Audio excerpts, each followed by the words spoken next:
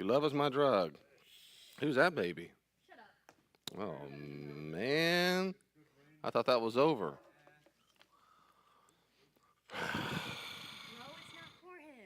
Oh, okay. Mm-hmm. That's a Bon Jovi song is what that is. Your love is a drug. Oh, your love is like bad medicine. You pray for her.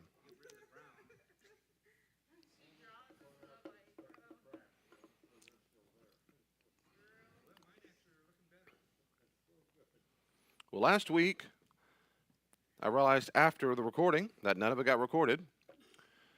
There's a technical issue, and that's all been repaired, I think. And that's good news. But just really quick on the view, we're in Genesis chapter 9. Today we're going to finish up all the way through chapter 11. It goes by fast. There's a lot of genealogies. And in Genesis chapter 9, remember the sons of Noah, remember the Shem and Ham and Japheth, remember that part? And so Noah comes, is naked, and then Ham sees it, and he gets, and he in verse 25, he curses Ham's grandson, which is a way of saying he cursed Ham himself, of course. And when they talk about why did he curse him, why give a curse? Curses, I didn't say this last time. Curses matter a lot in the ancient world. You'll see this all through the Old Testament in particular. Curses, like blessings, they become real once they're spoken. So today we might say, I changed my mind. What's the big deal? Well, in the time period, they did not do that. In general, they didn't do that. So if someone said, I bless you by giving you blank, it was done. If I said, I curse you by saying you'll never come my home again, it was done. So remember Jacob and Esau, remember they tricked their dad, Isaac, who can't see, he's blind, and he said, oh, look, he's hairy. Oh, it must be the other son. And he blesses him like, oh, curses, you blessed him. Why not go, no, dummy, you tricked it. That was my brother. He tricked the whole time. Never mind, I take it back. That's not how they treat it. In Genesis, it's over. Once he's blessed, it's done. And so that's how he saw it. So when he says you're cursed, it's a cursed. It's a way of saying you're punished or there's going to be consequences. Um, that's how they rolled. That's how they did it. So when he curses Canaan or Canaan the son, I guess it would be his grandson. It means the whole lineage, Ham himself. And of course, it explains where the Canaanites come from because the Canaanites are around when the editor write these stories, and they're bad guys. What's the crime? Probably in the sense of he saw him naked, because when you saw people naked, it was an act of shame. Um, Nakedness was supposed to be reserved for various relationships, various times. You're not naked at the temple. You're not naked around other people. That kind of stuff. That's the idea. So he gets punished. And then he goes on from there. And then in chapter 10, we talked about the table of nations and the nations, how this is basically explaining, in their view, the people groups that they knew from their world, their land. And if you look very carefully, if you wanted to, I'm sure there's got to be Google images. If you search this on Google, family lineages, you could look up who's related to whom. Because he takes one lineage and goes that direction, he backs up, and that direction and backs up.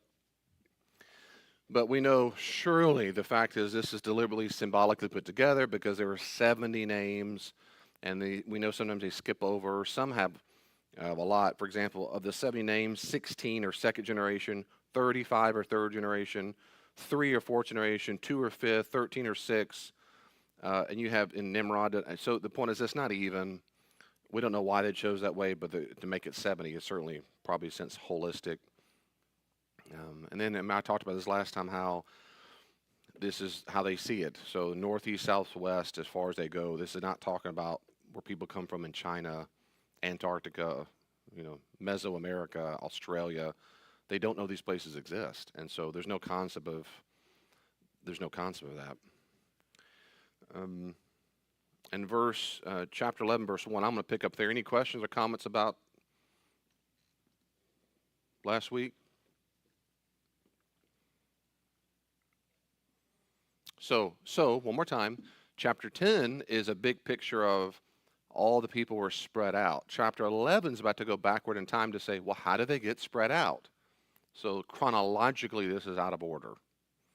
Most of the Bible is not in chronological way, but this is so. Chapter 10 is about them spreading, filling the land. Chapter 11 is about how that first happened. And but again, okay, in my opinion, and virtually every scholar, there's not a neat, perfect, connected dot line. There's not. It's just not. There's so many questions not answered because they're not trying. This is not a everything that happened in history book. It is not. No matter how much it's taught and preached that way, it is not. They skip over an enormous amount of material. They don't answer all of our questions. They're not trying to write a history of the planet. They're trying to set up things God did. So this whole point of all the narrative is setting up where Canaanites came from, which matter in the time of Abraham. All this narrative and about to see is going to set up what happens to Abraham. Then in Genesis chapter 11 and following, this becomes a story of Abraham and his descendants. They're setting up the covenant with Abraham. They're trying to, so this to some degree, it matters. To some degree, it's a long preface to really set up the meat and potatoes of Genesis. And so it's moving people along very quickly, which means it doesn't answer a lot of questions that we might have. Chapter 11, verse 1, you can translate the whole earth had a common language and a common vocabulary, so forth. Now, all the earth is said 5 different times in 9 verses. It gives the impression it means the whole globe. But aretz in Hebrew, it means land is what it means. You can translate it earth, that's fine. But technically, land is better. See, ancient Hebrews, and as far as I know, any ancient people, Akkadian, whatever, there's no term for globe.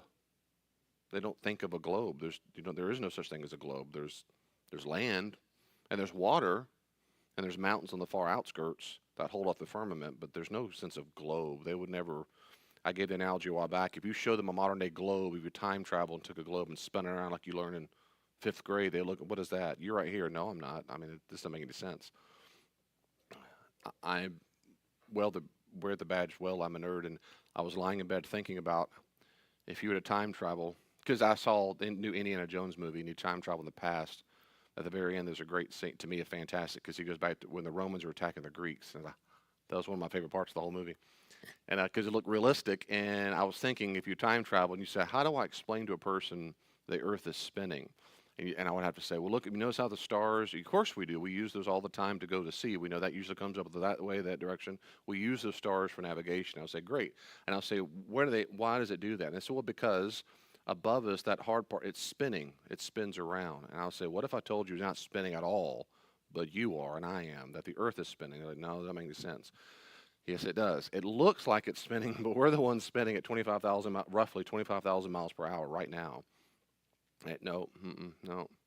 It'd be hard. So perspective. That's what we're trying to explain to them, and that's not as old as this is. So it'd be hard to explain to people that'd be hard. Anyway, so all the earth, all the land that they knew, everybody had a common vocabulary because the people groups aren't that big. Okay. And then in verse 2 it says, when the people moved eastward, or literally says when the people moved eastward, they found a plain in Shinar and settled there. Well, let me pause on that. Well, we don't know who did that. And the people moved, who's the people? Is it every single person? Are there certain clans or certain family groups? We're not told because they don't tell us. The point is, it doesn't really matter. The point is, people moved there because he's setting up what's about to happen. We don't know who moved eastward, but people did. Okay. Well, and also notice how it's eastward. When Adam and Eve, when they were cast out, there was a guard set on the east of the Eden. Remember in 3:24? Cain was cast from God's presence to the east in 4:16. Now after the flood, the travelers move east. That's right. Which means all roads point to Chicago. That's the bottom line. We should be moving. I'm kidding. So it's just the biblical theme. The editors like to say they moved out there farther away from east. That's all. We don't know where that is, but they like that, like 40 days and 40 nights. They like it. 11:3, they said to one another, these people, come, let's make bricks and bake them thoroughly. And you probably should put like parentheses in your translation. There's no parentheses in ancient Hebrew, Akkadian, Greek, but your translations add parentheses as a side note, as an appositional expression. They had brick instead of stone and tar instead of mortar. That's, of course, to let the audience, their ancient audience, go, why did you do that? Why do they bake bricks? Well, they had brick instead of stone. The assumption is the audience has stone, right? And we have stone and mortar, but they had to use other things. Again, it's kind of like telling the child, why is that, Daddy? Well, because they don't have what we have. We have stone. Now, that's probably true because most scholars think Shinar is probably what we call Sumer, the ancient city of Sumer. It's in southern Mesopotamia. It's associated in the Old Testament with Babylon. Mesopotamian building materials were very different from Egypt and Israel. If you went to Babylon, they're very different. So that's why the author explains them in verse 3. In Palestine, you had quick availability of stone, and even common folk used stone. In fact, Jesus himself probably worked with stone. The exact Greek word used in Mark chapter 6, verse 3, that isn't this Jesus the son, a carpenter? You can say carpenter. Some say handyman, construction worker. He probably worked with stone and wood too, but that it was around all over the place. So in Israel, stone was almost always used for the foundation of their houses, and then they used mud brick for the infrastructure. So burnt brick technology was never developed because it was unnecessary. You didn't need to make and burn bricks to make, you had stone all over the place. But in Babylon, you did. And so this combination of baked brick and bitumen mastic made for waterproof buildings as sturdy as stone. And then at the time, they had to fire the bricks. To procure the bitumen made it an expensive procedure, and as a result, only the most important buildings were constructed with these materials, as Walton says. That leads us to the consideration of what precisely was being built. So it was a big deal. And I'll give you a hint, it's on the screen. They're building something that looks like what's on the screen on purpose, which we're going to talk about now. So they're building something that you could not have built in Israel the same way. And if this were built in Israel, like I said, it would have been used full of stone, but not here. This took a long, big process. Verse 4, then he said, they said, plural, come, let's build ourselves a city and a tower, that word matters, with its top in the heavens. That means, remember, heavens in Hebrew and in Greek can mean sky, or what we call heavens, the heavenly realm, but they blended those words on purpose. They're the same word, but they blended the concept because they believe the gods lived up really high. And so let's go to the top of the heavens so that we make a name for ourselves. Otherwise, it would be scattered across the face of the entire earth. I need to pause there for a second and emphasize what I just said, because I think, in my experience in churches, people don't really let that sink in because they maybe don't know any better. You need to realize that, again, they really did believe that in the ancient world, based on the literature we have, that the gods lived up high. Now, Jews have that in common, but not universally in common. But let me talk about non-Jews for a second. Non-Jews really did believe gods lived on the top of mountains. And one of the reasons, in the ancient world, you built temples because temples were portals or gateways between the heavenly realm, which is up really high, and the earthly realm. There were portals, and you typically built temples if there was already a spot considered sacred. And they liked high things like sacred stones, sacred mountains, sacred hills. And we have the same thing in the Old Testament. They have, do you remember Abraham, he meets God at the Oak of Mamre. Well, we're assuming it's some sacred spot. Like, of course it's the Oak of Mamre. Like, what's the Oak of Mamre? It's an oak tree they already thought was sacred. So, of course, God meets them there. God's mountain is Mount Horeb or Mount Sinai, depending on which tradition you read. So the Jews had concepts like that, but the Jews developed beyond that. Like you see in Isaiah, it says, heaven is my throne, earth is my footstool. What house could you build for me that could, keep me in it? So Jews did not believe that God was confined to living in a space on earth. But they did share commonalities with that idea that it was a portal. Not only was it a portal, most people believe that in the heavenly realms, way, way high past the blue hard firmament, the gods lived up there, and they also had a temple, because a temple, in essence, was nothing more than the house of the gods. That's it. That's it. So like our house that falls apart every second, and I love it, that's a house. We live in our house. They'd say, where does a god live? Well, obviously in a temple. That's duh. Like if gods had addresses, Zeus lives in 101 Mount Olympia. And his temple's up. You can't see it, but it's up there. Of course he lives in a temple. He has a house. Why do you have a temple on earth? Because it's his house. It's a replica, ideally, of what's in the heavenly realms. So he wants to come down. He's only going to come down in his house. In fact, they called it the God's house, and that's where they thought the gods rested. They ruled over their kingdom in the temple. In the Old Testament, the exact same true for Yahweh. The temple's called the house of God, God's house. Little footnote, I have heard this all my life preached incorrectly. Jesus says in Luke, remember, fast forward way to the New Testament. Jesus says, didn't you know I must be in my Father's house? You go, see, he knew then. That's his daddy. No, he does not mean that.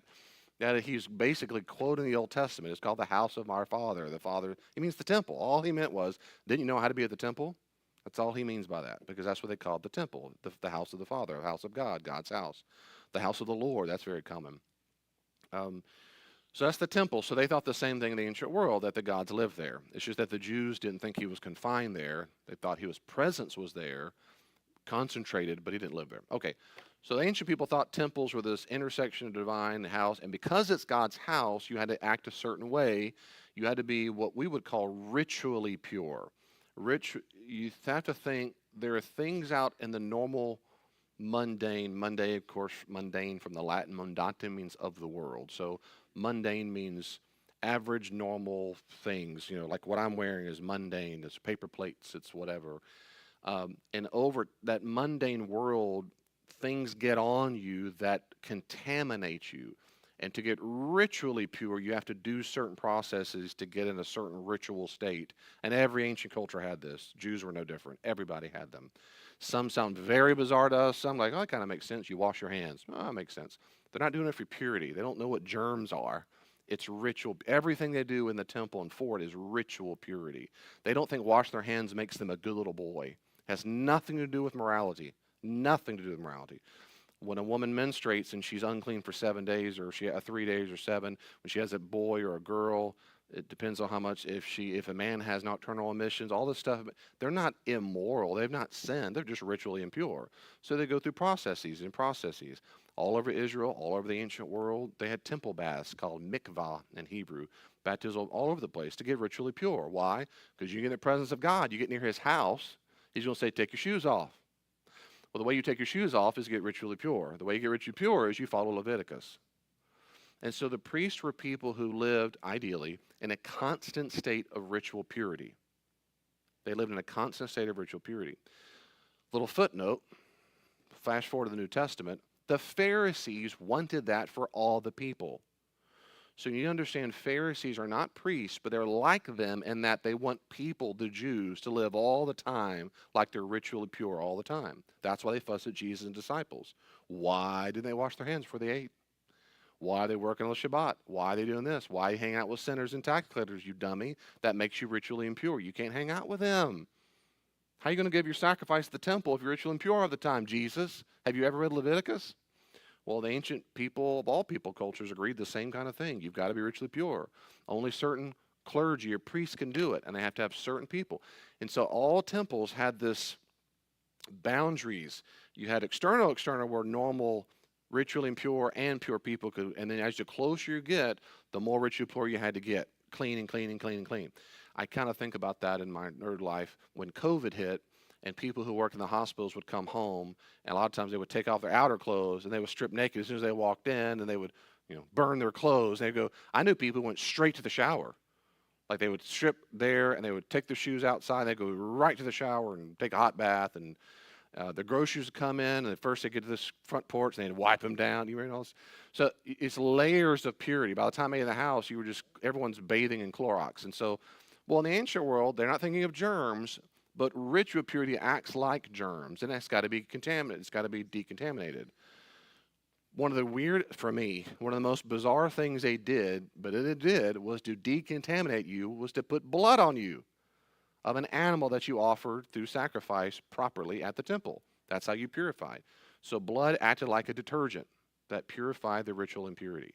And that's why, all through the Old Testament, it is like Moses in Exodus, he'll splatter the people. He probably had something kind of like an ancient paintbrush, and they would dip it in the water and go, psh, psh. I used to say, it's a bloody mess. I'm sorry, it's a dad joke. But they were like, yes, Lord Jesus. Now, they wouldn't say Jesus, but yes, now I'm ready. They had different procedures for that, and sometimes it seemed to be metaphor. Isaiah 6, he's before the throne room and he says, I can't do anything. Well, who am I to see? And the angel comes out, he gets a coal from the altar of God and he touches Isaiah's lips. He's making him ritually pure. It's not that he just wants to burn Isaiah's lips off. It's not literal. He makes him ritually pure. Some Egyptian texts, priests would, I think they would dip honey in their mouth. Some would do different things with their eyes. They just had all kinds of rituals they thought made them ready for the gods. And that's why any old normal person couldn't come in there. Okay, there's about temple. So all that to say, that's what a temple is. Then there's something else, and that's something, this tower, and that's, we'll talk about that right now. Okay, so let's unpack this. They want to build a city, which isn't bad. Cities live in the ancient world, and they want to build this tower. Okay, a city and a tower. Okay. Let me talk about the city first, and then I'm going to talk about what this tower is and how it's a little distinct from what a temple is. The text refers to a city and tower. Okay, in the time period, if this is the end of the 4th millennium BC, if it is, and why I say the 4th century of all those 4th millennium. That's right, 4th century millennium. BC. Why say that? Well, because if it coincides with what we know about history, which is the baking of bricks, that's when it was invented, as far as we can tell. If that's right, it might be the very, very first beginning of the urbanization of Mesopotamia, if that's true. And if that's true, based on the archaeological reference we have, early cities were not metropolises. They were not suburbs. Cities were constructed really for one major thing, and that was to house the temple complex. So you have to think a little bit like in the medieval times in England, where they had a castle, and everyone surrounded the castle. The castle's the main thing. Why is it? Because that's where the king and queen live. They represent us, and they need to be defended. And everybody on the outskirts basically were their serfdom. They were the servants, and their food and their everything, somehow they all, and so you never went around town going, who's in control here? Yeah, dummy, look up. And at the highest point of the mountain was always the big castle with the big moat and the wall, because the city developed around the authority, because they thought the kings represented the power of the gods. Well, that's a very ancient idea. It came from thousands and thousands of years before them, because the ancient people thought the same thing in Mesopotamia. So people didn't live in the city. The city would have had public buildings like administrative buildings, granaries, but basically things associated with the temple and the temple mount, the temple organization. So we shouldn't think this is like ancient Rome or Kiwani. Based on the archaeological records we have. The word used in Hebrew for tower is generic. It can be used for any sort of tower. The most common towers mentioned in the Old Testament were defense towers, so towers for defending themselves, and secondly, watchtowers. Watchtowers are really common near gardens and plots of land. But the text is not describing an Israelite city. It's describing an early Mesopotamian city. And the most prominent building in the early temple complex in Babylon was not a temple, per se, but a ziggurat.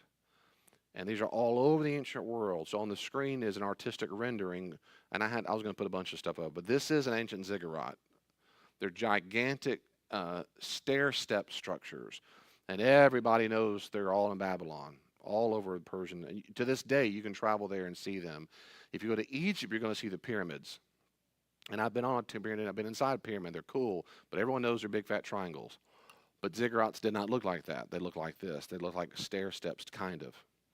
Okay, let me unpack what a ziggurat is. There is no inside of a ziggurat. Pyramids had insides, because that's where you buried the pharaohs, but not ziggurats. There's no inside. Its structure was framed in mud brick, then the core was packed and filled with dirt, and the facade was completed with kiln-fired brick. 2, ziggurats were dedicated to particular deities, and any of whom could have several ziggurats dedicated to him or her in different cities. And a given city may have several ziggurats, though the main one was associated with the patron deity of the city. That's the main dog. He gets his own one. 3, archaeologists have discovered nearly 30 ziggurats in the general region, and texts mention several others.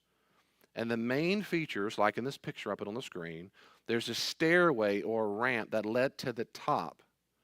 In a small room at the top, at the very, very top, you see how it's blue? At the very, very top of the ziggurat, this is the instrument. There was a bed and a table set for the deity. The very top. Ziggurats range in size from 60 feet per side to almost 200 feet per side. Some were just really big. Fourth, most important is the function of the ziggurat. The ziggurat did not play a part in any of the rituals that are known to us in Mesopotamia. If known literature were our only guide, we would have to conclude that common people didn't even use it for anything. It was sacred space, strictly off limits to the profane of normal usage.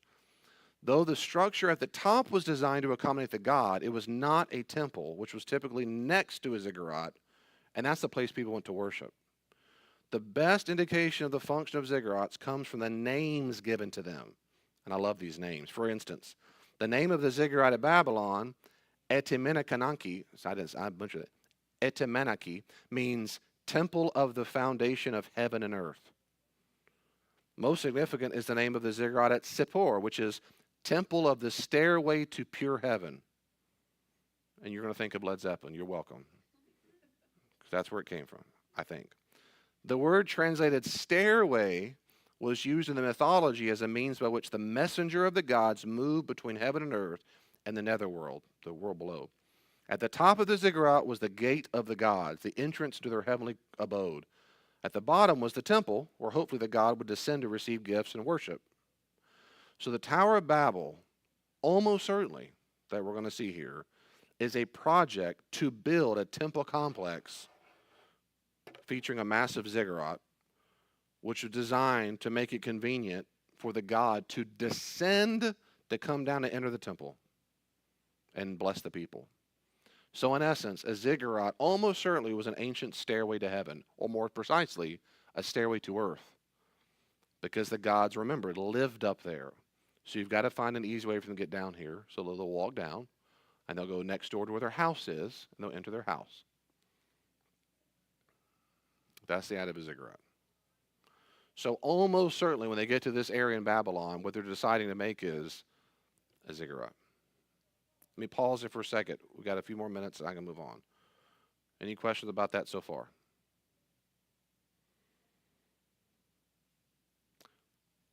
Which means every picture and artistic rendering you've ever seen where the Tower of Babel looks like the Leaning Tower of Pisa is wrong.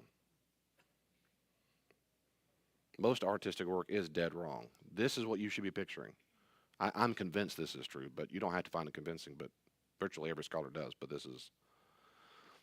Verse 5, but Yahweh came down to see this city and the tower, probably the ziggurat, that the people had started building. And Yahweh said, listen, if as one people, all sharing a common language, they have begun to do this, then nothing they plan to do will be beyond them. Notice, Yahweh sees what they're building and responded. It was the building that bothered him. He didn't say, Yahweh said, if they're trying to be so prideful, who knows what else will happen? He said they're trying to do what they're doing, building a city and a ziggurat. What is it about? And this is where I've heard every sermon and lesson go on and on and on about the dangers of pride and making a name for yourself and being arrogant. And while that's all true, you shouldn't be prideful and arrogant. That has probably nothing to do with this text. That is probably nothing. What God is bothered about in the text is what they're building, what they're doing, not how they feel about what they're doing, not their heart's condition, but what they're doing. Well, why does that bother him? Well, in the time period, certainly in Babylon, we know this, people no longer turned to God, as it were, but the city. And this is a big movement in the history of the world. It did. What happened is, so the offense in this passage is the idea is that if we can get the God down here in our city, in our town, if we can do it the way if we can build it in a way that he'll come down, we can control him. We can manipulate the gods. It's a way of, imagine for a second, Tim and Greta went on a camp trip. They took a big camper out in the middle of nowhere, Johnson Park, just middle of nowhere, with the parking lot. And they built a campground. And they go, we want God to come right here and bless what we're doing right now. Well, how do we do that? Let's build an altar. He's got to show up. Let's build a little baby ziggurat. It'll make sure he comes down, and then we'll build out. We'll have kids, and then more kids, and more kids, and we'll take over Johnson Park. We'll call it The Stairway to Heaven, Johnson Park, Tim style. That they really did believe if I build this here, that God's going to respond. And then when they come in their house, we'll worship and say really kind things to the God, and we'll be real sweet and give him gifts and offering. And he's going to absolutely have to do what we want because everybody knew, quote unquote, knew that the gods are there to do what you want if you're really, really sweet to them. You don't love gods. I mean, ancient people kind of thought that, but not really. Gods don't really love you. They're really usually annoyed with you, but they'll do things for you if you're really sweet to them. You never really knew exactly what they wanted until hopefully the priest did it right. They'll protect you from storms. They'll give you crops, babies be born. They'll heal your illnesses. You just had to be really nice to the gods. So that's how everyone thought about it. This is how everybody thought about it. And this became the ubiquitous, that is the view of every single non-Jew in the world. For the evidence for which we have, that's how they thought about all the gods. All the gods. You can manipulate them, you control them, you're kind to them. This kind of worship to get the God, this kind of, I'll scratch their back, they scratch mine. We say it in the South. I'll help you if you help me. That kind of reciprocity relationship is exactly what the Jews disagreed with. And so in the text, almost certainly what bothers God is the view that they can control them. I will not be manipulated. I will not be pampered, patronized, manipulated, controlled, coerced. Build whatever you want to build. I'm not going to do that. I will not come down and do what you want just because you build me something. That's not how it's going to work. And if you do this, and they're all working together, and you think this is the way that God's going to work, I'm not going to let that happen. So the problem here is what they're building, because it implies that they can manipulate God and what he's doing amongst the people. He'll come bless us. A little footnote, because I'm a preacher and I can say this. It reminds me the closest thing I can think of, the analogy isn't, by modern standard, is not people are prideful. It's rather, may God bless what we're doing. We're going to do what we want to do, and then we're going to pray God comes and blesses us. That's an analogy. That's what God's opposing. You do not control God. You don't do what you want to do and say, now God come bless me. And then if he doesn't bless me, I'm mad at him. Why didn't you do it? I said, come bless me. I said a nice prayer. Yeah, but you're sinning. He's not going to bless sin. Or you didn't ask his opinion in the first place. And that's the case. Oh God, everything we've done, now come bless us. That's not biblical. The biblical view is that you follow his leadership. He doesn't follow yours. And that's exactly the. Is it bad to ask God to bless us? I don't think it's bad. I think it's bad to ask God to bless you. You've never asked his opinion in the first place.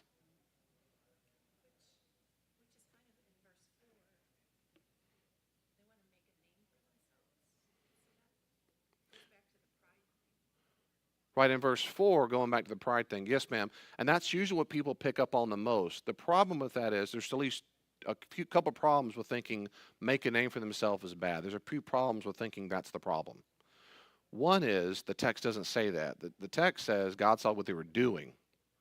So it's their building structure that bothers him, not what they were thinking when they did it. At least that's my reading and most people's reading. But anyway, 2, making a name for themselves in general in the ancient world, including the Old Testament, was not considered a sin. You made a name for yourself by... There are biblical characters like Abraham and others who made a good name for themselves. So even building cities, I mean, Jerusalem's a city, so the cities aren't bad. Building a city isn't bad.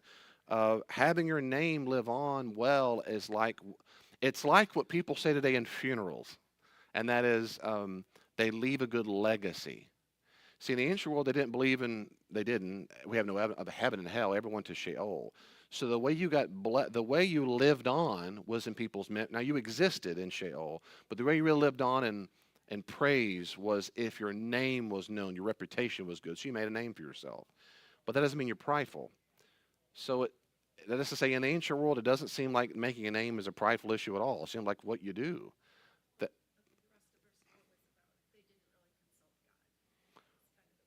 And that's, okay, they did not consult God. Yes, in that sense, I would concur.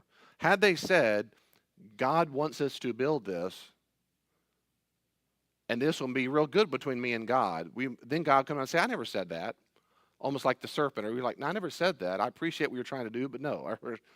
Yeah, we have that's so in that sense, it's implied they did not ask God what He wanted. They just like, no, we'll get it. We'll get Him to do what we want by building something that's going to make Him. That's good. So yeah, so in my view, the issue here, the problem God has is not based on pride or struggle or a name for themselves. It's the kind of assumption, the theological belief they have by building. No, I appreciate that. So verse 7, come, let's go down, confuse their language so they won't be able to understand each other. So the Lord scattered them from across the face of the entire earth, and they stopped building the city. That's why his name was called Babel, because the Lord confused the language of the entire world, and from there the Lord scattered them across the face of the earth. So, of course, the text conveniently picks up on the meaning of confusion. To the Hebrew word, bubble, the Hebrew word means confusion. It sounds like the Hebrew word for Babylon, which has the same consonants. So it's making a pun. Though the popular etymology of Babylon in Mesopotamia was that that Babylon means Bab Elul in Akkadian, Bab Elul, which means gate of the gods. But the authors in Hebrew say, no, no, we all know, wink, wink, it really just means confusion. Babel, historical records don't mention Babylon prior to the meager references in the 2000 BC during the Ur of the Third period. If it was the site of the event recorded in Genesis 11, if this is Babylon, then it's Babylon, and then we don't hear about it for over 1,000 years, and then we hear about it in 2000 BC. So maybe, or maybe Babylon's mentioning as what it ended up as a few thousand years later. And we can't tell before 2000 BC because there was massive shifting water, and so the sediment changed the way the excavations work. Walton thinks if we must pick a city for the project based on Mesopotamian traditions and literature, the most likely candidate is Eridu. And it was considered the very first city and the principal type site for this period. That's 5th millennium BC. That's 5000 BC roughly. So we don't know exactly what city he had in mind. It could be Babylon. But at minimum, it has to be some type of slam like cursing Canaan and there, thus the Canaanites. This has to be a minimum of slam on the audience, because when he wrote this, Babylon very much existed, and it was the center of the world to them. And this way of saying, yeah, that city first started because they did something wrong. Their theology's bad.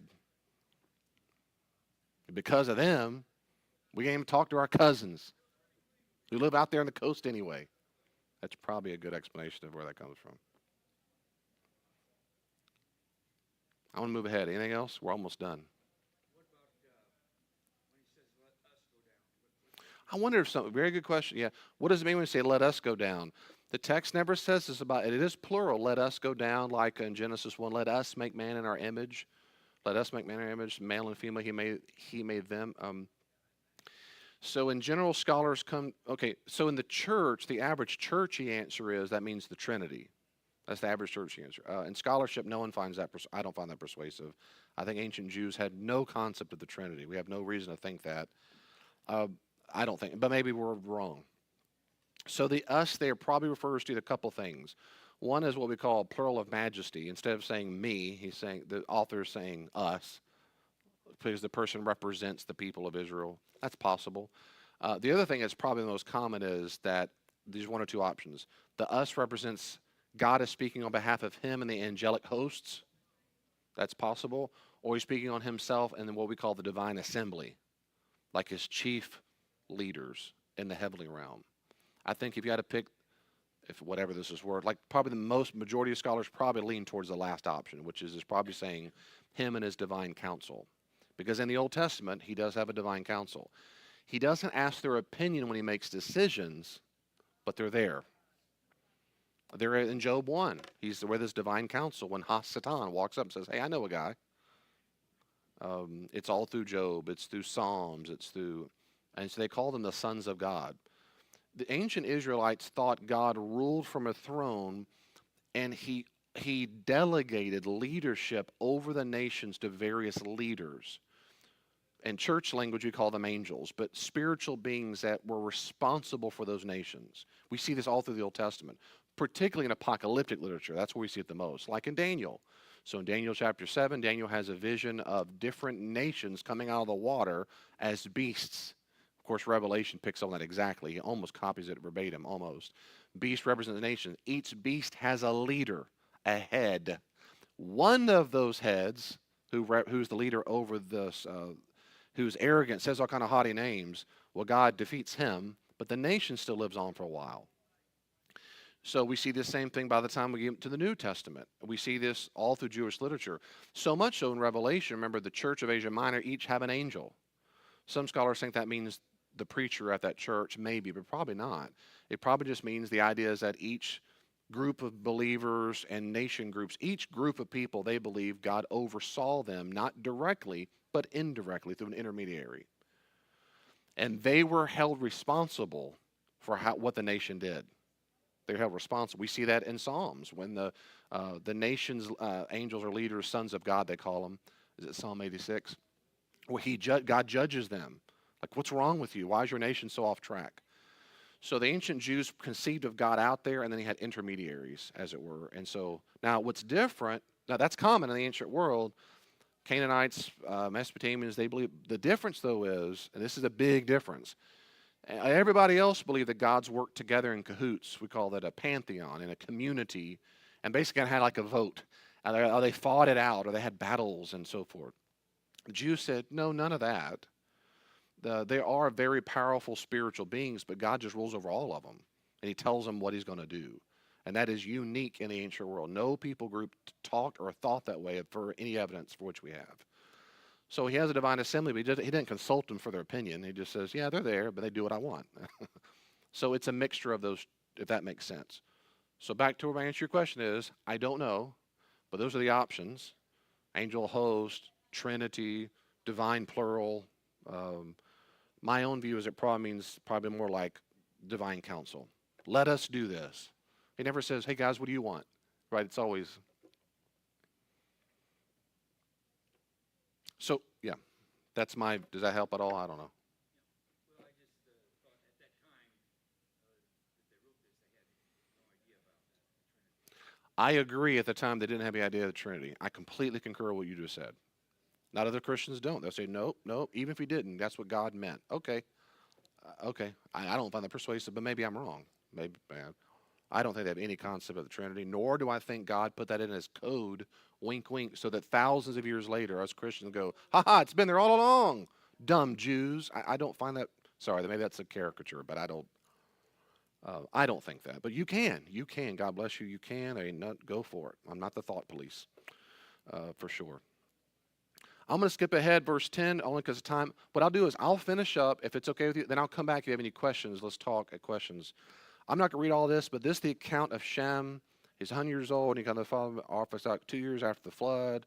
Then he became a bunch of, I'll do lineage. I'm going to skip ahead, a bunch of lineage. And you can read that all night long, all night, if that's what you want. Okay, let me stop at verse 26. When Terah lived 70 years, he became the father of Abraham. You can say Abram, but Nahor and Haran. This is the line that finally takes us to Abraham, which does matter very much. The most notable difference between this and the previous genealogical list is the reduced lifespans.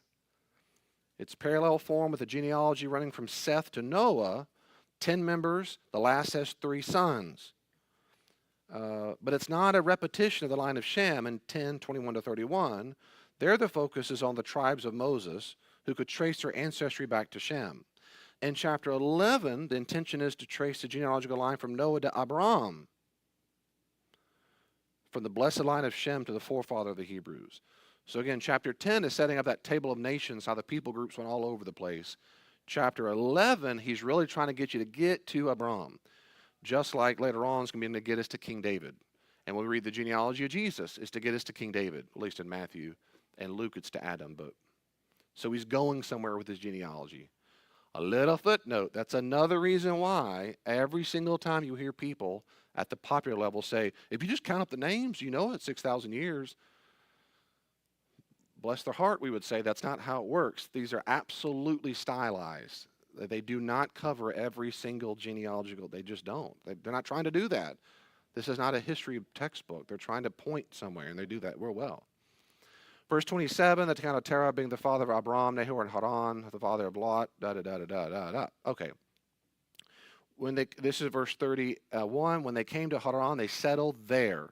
Okay, so that's it. They settled. They come to, well, okay, all of a sudden we have Abraham's wife. That's in verse 31.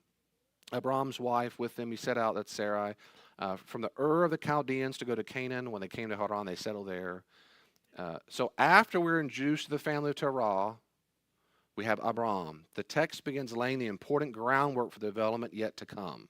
All right, in what way? One, we find out that Abram's wife Sarah is barren, which I skipped over. That's verse 30. Sarah was barren. Instead, hint, hint, hint. A big story's about to come up. You need to remember she's barren. So the uninformed reader, every reason to dismiss the line. You should say, well, forget it. If she's barren, no more kids, right? Next, the genealogical record is about kids, kids, kids. She's barren. Oh, well, shucks. You're supposed to pick that up. Two, we receive a report on the first leg of the journey, and that's Abram to Canaan. And what is that? He gets to Ur of the Chaldeans. And we have his family, you got his land, the stage is set for the rest of this massive narrative for Abram. And that matters a lot, because we all know, if you know your Bible, she doesn't stay barren for too long. It is a long time. And nor does he stay in the Ur of the Chaldeans for a long time.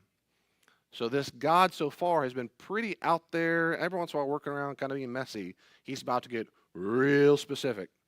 And in the ancient world, gods did not make covenants with individuals, ever. All of a sudden, Jews said, yeah, he did, with one person in particular.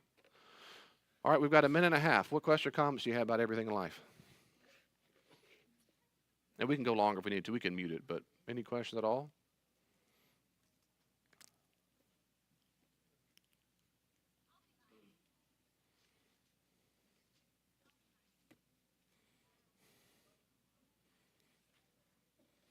So either I've taught so thoroughly or horribly. No, really, it's okay. You don't have to have any thoughts, but if you do, don't.